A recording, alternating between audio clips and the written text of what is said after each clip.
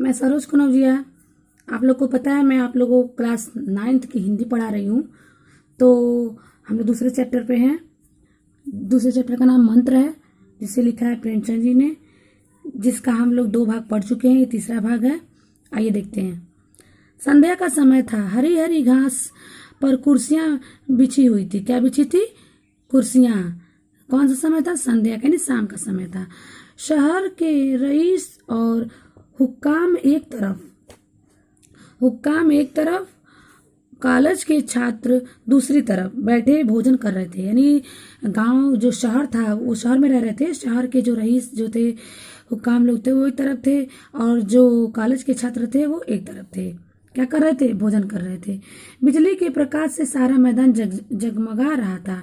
क्या कर रहा था? जगमगा रहा था। किसके प्रकाश से? बिजली की।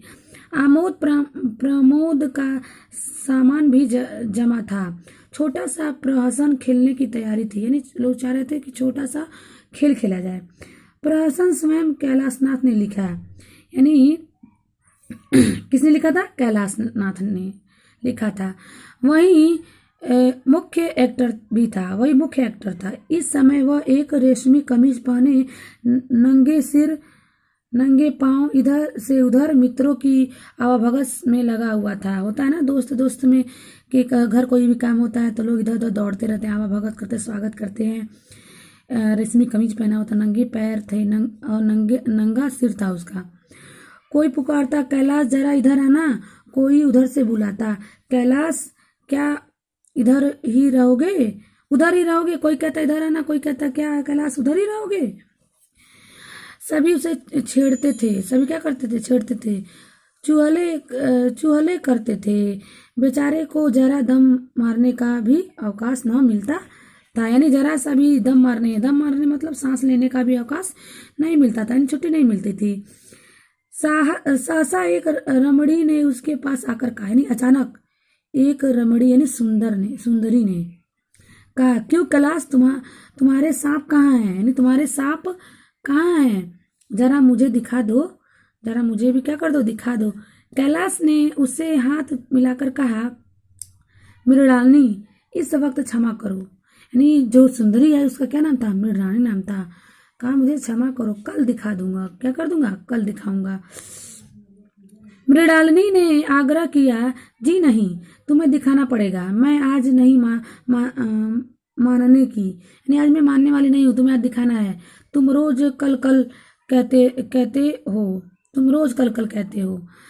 मृणालिनी और कैलाश दोनों सहपाठी थे, यानी दोनों क्लासमेट थे, और एक दूसरे के प्रेम में पगे हुए थे, और एक दूसरे से प्रेम करते थे। कैलाश को सांपों के पालने, खिलाने और नचाने का शौक था। यानी कैलाश का शौक था, वो सांप को पालता था, खिलाता था और नचाता था। तरह तरह के सांप पाल रखे थे। उनके स्वभाव और चरित्र की परीक्षा करता रहता था। यानी सांपों को उन्होंने कैलाश ने बहुत सारे सांप पाले थे। उसके स्वभाव से परिचित था और उसको परीक्षा करता रहता था। थोड़े दिन हुए, उसने विद्यालय में सांपों का पर एक मार्के का व्याख्यान दिया था। सांपों को नचाकर दिखाया भी था। किसने? कैलाश ने। प्राणी शास्त्र के बड़े बड़े पंडित भी यह व्याख्यान सुनकर दंग रह गए थे। किसकी? कैलाश की। यह विद्या उसने एक बूढ़े सपेरे से सीखी थी। सांपों की जड़ी बूटियां जमा करने का उसे मर्ज था। यानी उसे सांपों की जड़ी बूटियां भी वो इकट्ठा किया करता था। इतना पता भर मिल जाए कि किसी व्यक्ति के पास कोई अच्छी जड़ी है, फिर उसे चैन न आता था, उसे लेकर ही छोड़ता था। यह व्यसन था, यानी वह उसका रोजाना का काम है, समझ लो व्यापार था उसका। इस पर हजारों रुपए फूक चुका था। मृणालिनी कई बार आ चुकी थी, पर कभी सांपों को दिखाने के लिए इतना उत्सुक न हुई थी। कौन? उसकी जो प्रेमिका थी। कह नहीं सकते, आज उसकी उत्सुकता सचमुच जाग गई थी। यानी आज वो बहुत उत्सुक हो गई थी देखने के लिए। यह वह कैलाश पर अपने अधिकार का प्रदर्शन करना चाहती थी, या तो ये कहे कि वो कैलाश पर अपना हक जमाना चाहती थी। पर उसका आग्रह बेमौका था, लेकिन उसका जो ये आग्रह था, जो वो रट लगाई थी, वो बेमौका था।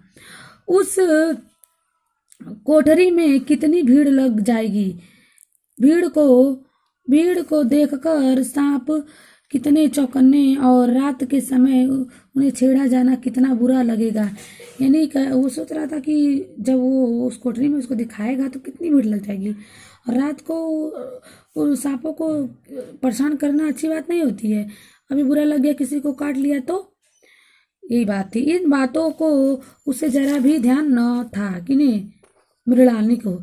कैलाश ने कहा, नहीं, कल जरूर दिखा दूंगा, इस वक्त अच्छी तरह दिखा भी न सकूंगा।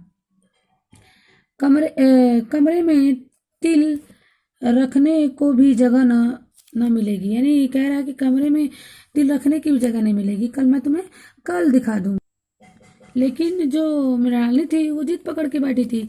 क्या कही कि एक महाशय ने छेड़कर कहा, दिखा क्यों नहीं देते, जरा सी बात के लिए इतना टाल मटोल कर रहे हैं। यानी एक जो वहीं पे लोग बहुत सारे थे, जब सुन रहे थे तो एक महाशय ने कहा, अरे दिखा क्यों नहीं देते, एक बात के लिए इतना टाल मटोल कर रहे हो। मिस गोविंद हरगिज ना मानना, देखें कैसे नहीं दिखाते। यानी कह रहा है कि मिस गोविंद, यानी उसी को, मृणालिनी को कह रहा है कि तुम मानना नहीं, देखे कैसे नहीं दिखाते हैं। दूसरे महाशय ने और रद्दा चढ़ाया। यानी और जानते हैं ये 4-5 लोग, जब महफिल लगी रहती है तो कई सारी बातें होती हैं। मिस गोविंद इतनी सीधी और भोली हैं, तभी आप इतना मिजाज करते हैं। दूसरी सुंदरी होती तो इसी बात पर बिगड़ खड़ी होती है। दूसरी लड़की होती तो क्या करती है, बहुत बिगड़ गई होती। तीसरे सामने मजाक उड़ाया, आज अजी बोलना छोड़ देती, भला कोई बात है। इस पर आपको दावा है कि मिटाने के लिए जान हाजिर है। यानी जान हाजिर है। लोग वहां पे महफिल पे कई तरह की बातें करने लगे।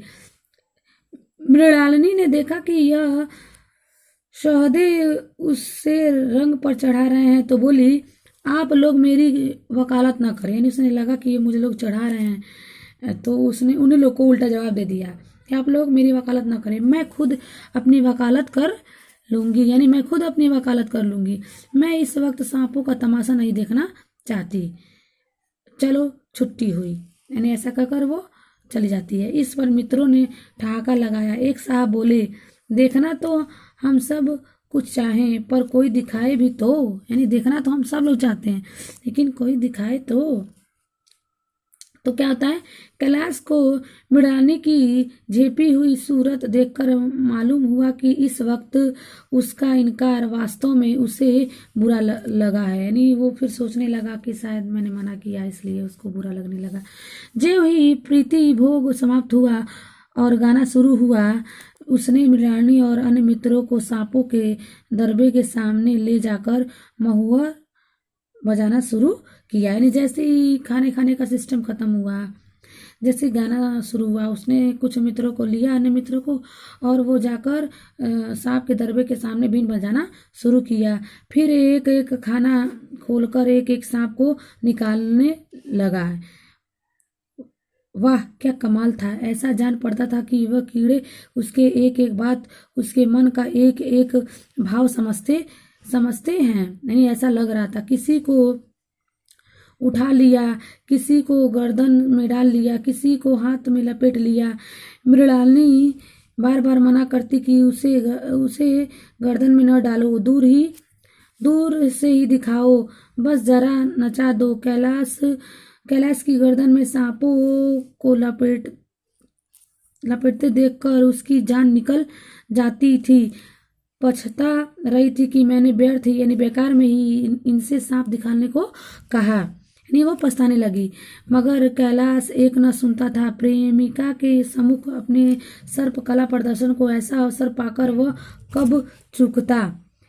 एक मित्र ने टीका की, दांत तोड़ डाले होंगे। यानी एक नेता ने कहा, नहीं होता है, जब कोई अच्छा काम करता है तो लोग उस पर डंक मारना शुरू कर देते हैं, कहते हैं अरे दांत तोड़ दिया होगा इसलिए दिखा रहा है, नेता से कोई दिखा सकता है। कैलाश हंसकर बोला, दांत तोड़ डालना मदारियों का काम है, किसी के दांत नहीं तोड़े गए, कहिए तो दिखा दूं। कहकर उसने एक काले सांप को पकड़ लिया और बोला, मेरे पास इससे बड़ा और जहरीला सांप दूसरा नहीं है। अगर किसी को काट ले तो आदमी आनन फानन में मर जाए। इसके काटे का मंत्र नहीं, इसके दांत दिखा दूं? मृणालिनी ने उसका हाथ पकड़कर कहा, नहीं नहीं, कैलाशेश्वर के लिए उसे छोड़ दो, तुम्हारे पैरों पड़ती हूं। अब क्या होता है देखिए। इस पर एक दूसरे मित्र बोले, मुझे तो विश्वास नहीं आता। यानी जानते ही आप लोग, कई लोग कई तरह की बातें करते हैं। तो कहने लगे, मुझे इस पर विश्वास नहीं, लेकिन तुम कहते हो तो मान लूंगा।